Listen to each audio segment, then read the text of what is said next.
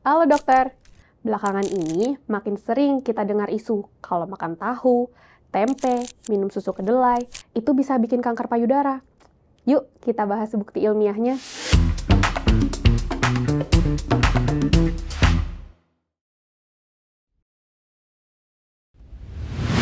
Yang kita perlu pahami, produk kedelai itu punya kandungan yang disebut fitoestrogen. Fitoestrogen itu senyawa tumbuhan yang struktur kimianya mirip estrogen manusia, terutama 17 beta estradiol. Fitoestrogen bisa kita temukan di kedelai, tahu, tempe, flaxseed, dan biji wijen, kacang-kacangan, teh, buah, sayur, dan jahe. Karena kemiripannya dengan estrogen, fitoestrogen dapat berikatan dengan reseptor estrogen di tubuh. Dan ini yang menjadi perhatian dalam konteks kanker payudara. Beberapa kanker payudara bersifat estrogen sensitif, artinya mereka tumbuh dipicu oleh estrogen. Reseptor estrogen alfa berfungsi untuk proliferasi sel, sementara reseptor estrogen beta berfungsi untuk diferensiasi sel dan apoptosis. Jadi, efeknya bisa baik atau buruk, tergantung reseptor mana yang dominan dan kondisi hormonal pasien. Satu studi ex vivo menemukan kalau fitoestrogen genistein, resveratrol, dan quercetin itu mengurangi viability sel kanker. Mereka juga meningkatkan apoptosis dan ekspresi reseptor estrogen beta. Tapi, menariknya, ketika dikombinasikan dengan estrogen estradiol, sel kanker justru lebih aktif. Artinya, efek protektif fitoestrogen bisa berubah tergantung kondisi hormonal. Namun, studi ini baru pada tingkat sel ya, atau disebut cell study. Jadi, mungkin nggak beneran ada korelasi dengan apa yang sebenarnya terjadi di tubuh manusia. Ada juga studi di Cina oleh Wei dan kawan-kawan yang melacak riwayat konsumsi produk kedelai pada 300.000 wanita. Kemudian mereka dibagi menjadi 3 kelompok, yaitu kelompok yang tidak atau jarang mengkonsumsi, kelompok mengkonsumsi sedang, serta kelompok mengkonsumsi tinggi produk kedelai.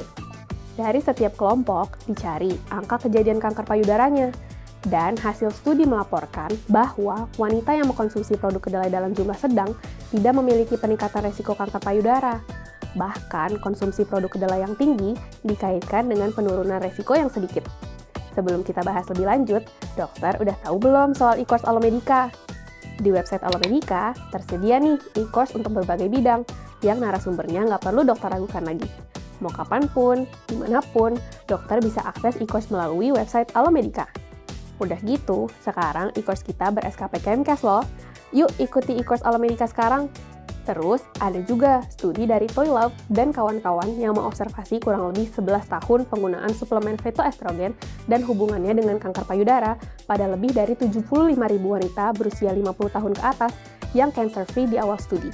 Hasilnya, secara keseluruhan, hazard ratio kanker payudara bagi pengguna suplemen fitoestrogen itu 0,92.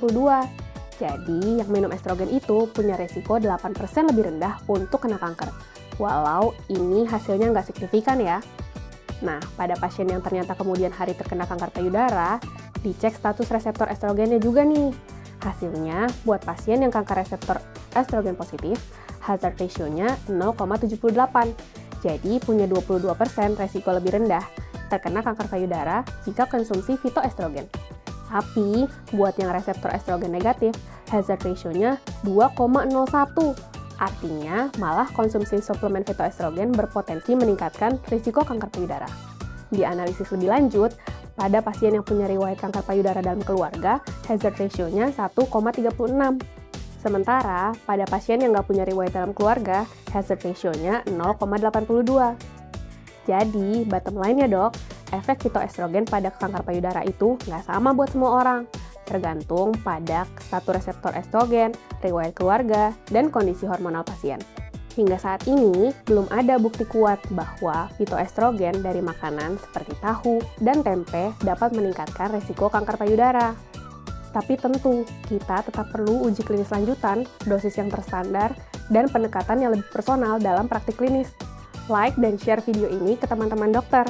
Jangan lupa subscribe channel Alomedica dan nyalakan lonceng notifikasinya. Jadi dokter andal dalam genggaman, salam Alomedica.